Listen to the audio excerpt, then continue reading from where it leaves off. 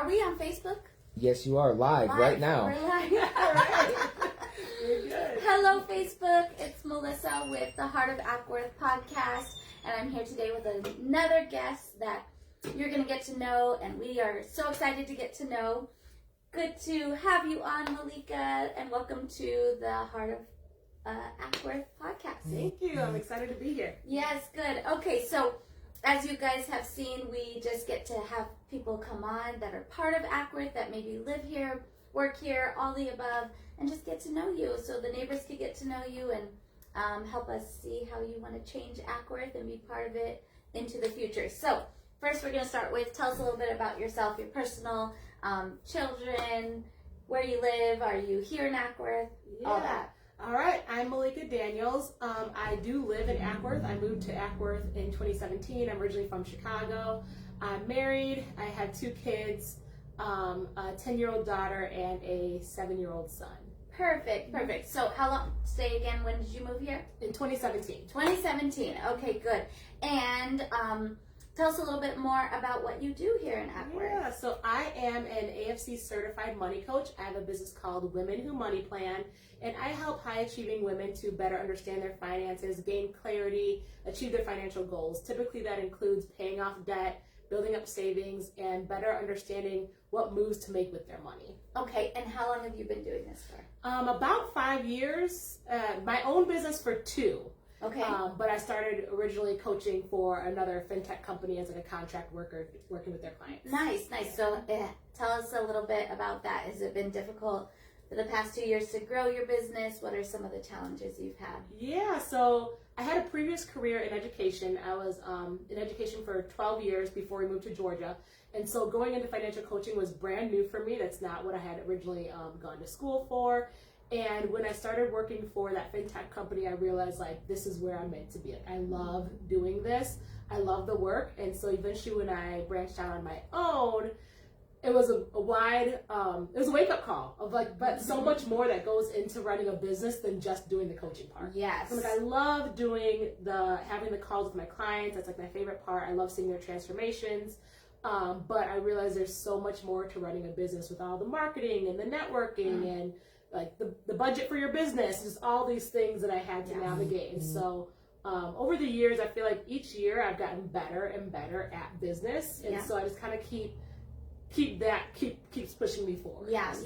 I think a lot of people don't understand that as owning a business, you have to continuously keep educating yourself, like you said, about all the different parts of running a business. It's not just, here's my service. You have to market, you have to plan, you have to budget, all what you just said. And so it's a learning process. Every day we learn something new as business owners, and you're part of our women's business group. Yes. And here in Acworth. And so tell me some other things that you have done here in Acworth that have helped you grow your business. Do you go out and network any other associations? Yeah, so I was a member of BNI, which I feel like is a great networking group. I was in the Acworth chapter for about 2 years, so networked through that.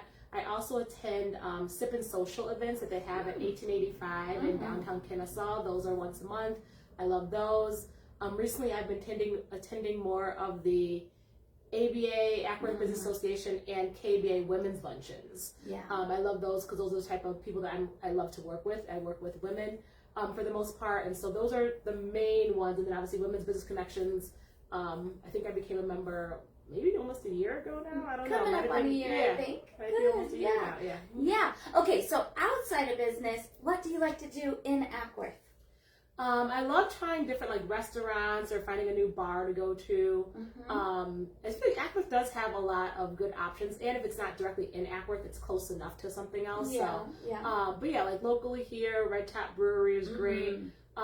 We just had an event the other day for my husband's birthday, and we catered from Classy Clay's. It's a little black-owned spot across from North Cobb High School. Yes. So their food is delicious. Got so many compliments on like the pasta that we got from them. Yeah. So yeah, just restaurants and the bars, stuff like that locally. Yeah. I know we always forget, like we're downtown Acworth now. This is where our business is and where a lot of our meetings are, and we forget that like Acworth goes a little south, all the way to the North Cobb High School. That's about where it cuts off, and then up and around Cobb Parkway. And I've heard a lot about the Classy Clay. I have to go check it out. And what is your, let's say downtown Acworth, what's your favorite restaurant?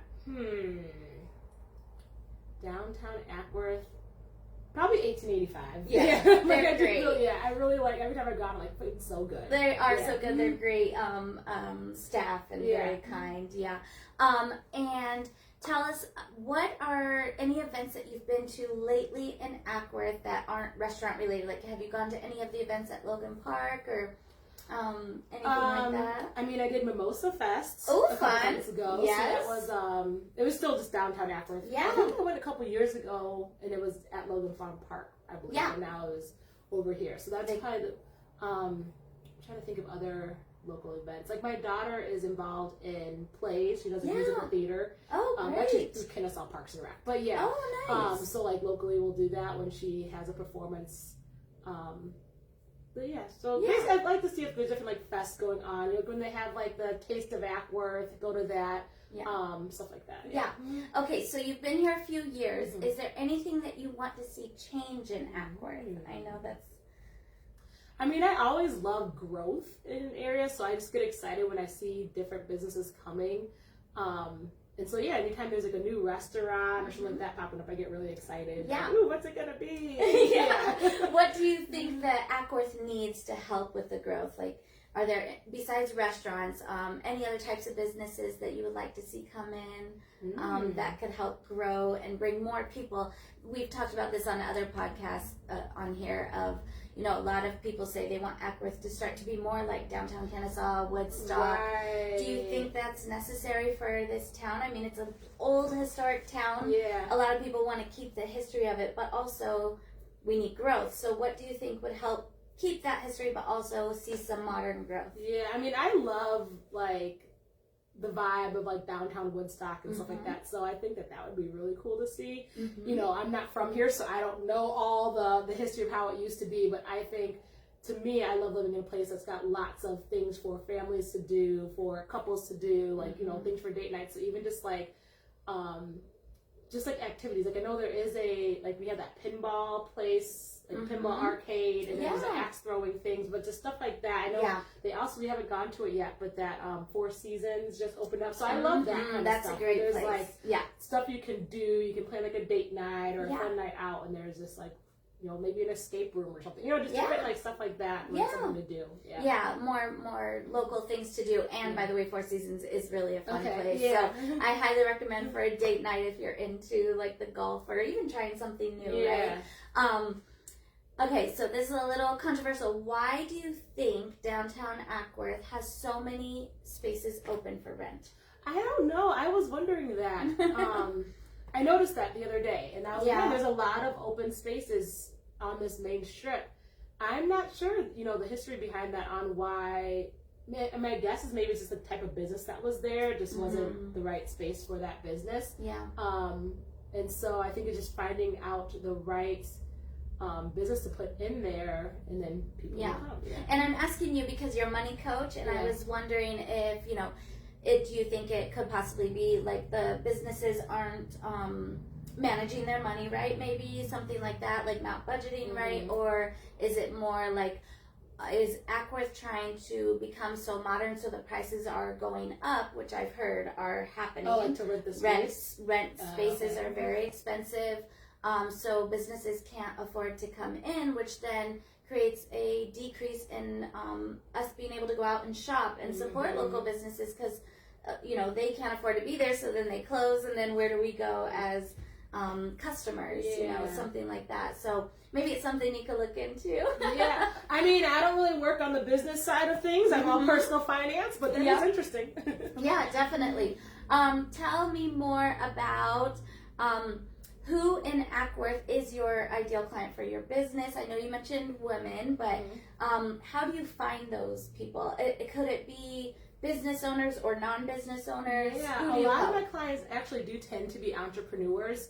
And I think because they understand the value of paying a coach to help them move to that next level that they want to get to. Yeah. And so, but they're not all entrepreneurs. They're definitely usually women who are solidified in their career, whatever that might be. So they are at the point where they're making good money. They feel like they've kind of made it in their career. income-wise, they're happy there, but they feel like, what am I doing with this income? What do I have to show for it? I've been working for all of these years, and I'm still struggling with credit card debt. Or I've been working for all these years, and I still stress out about if I can afford to take a vacation or not. And so it's helping them to gain that clarity of what's going on with their finances, making some shifts in plans, and putting systems in place so that they feel more confident when they need to make a financial decision. It's not an impulse decision. It's like, okay, I planned for this, I strategize, I know what I need to do and how to get there. So it's, pretty much any women, typically, I would say 30 to 45 is the age range that I work with. I have some younger, some a little bit older, but that's been more of the sweet spot of the ladies who are like, okay, I want to get this right. I want to figure this out. I'm tired of kind of feeling like I'm all over the place with my money. I really am ready to make that shift. And a lot of times it's because it's for their kids. So like their moms, and they realize like, I want to set a better financial example for my children.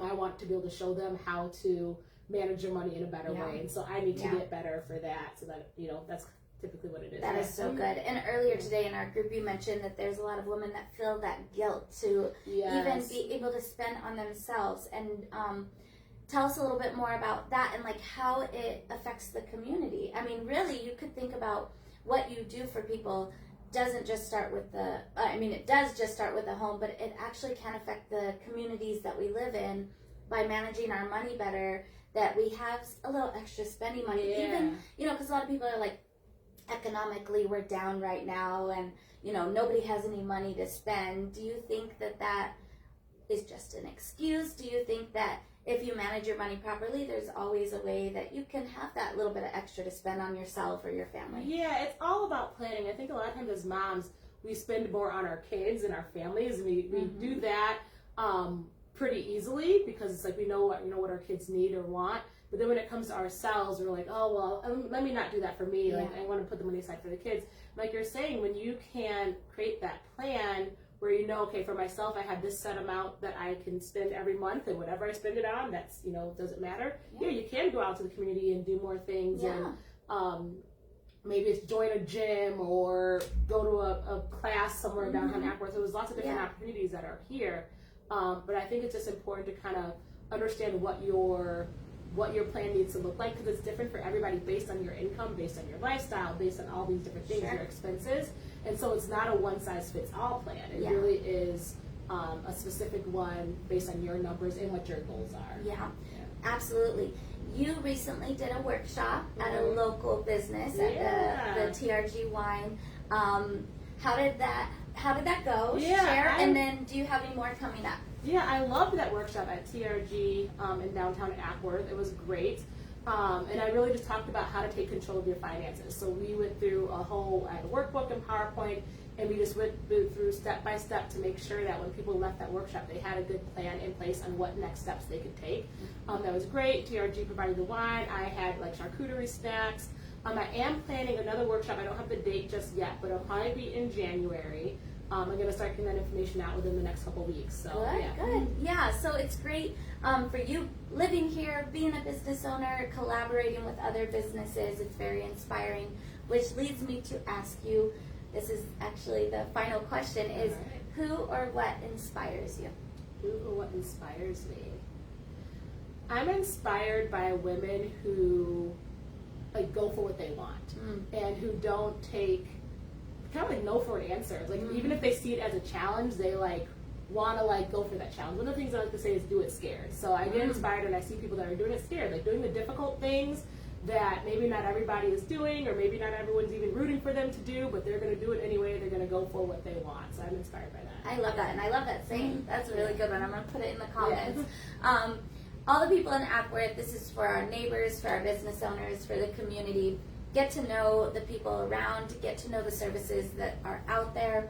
If you need help in 2026, making sure that you're budgeting right and getting out of debt, Malika is the one to speak to. We're going to put her info in the comments. You can contact her if you have any questions, and she's here to help and be part of the Acworth community, so get to know her. Thank you so much for being on and sharing, and we will talk to you soon. All right, thank you. Thank you.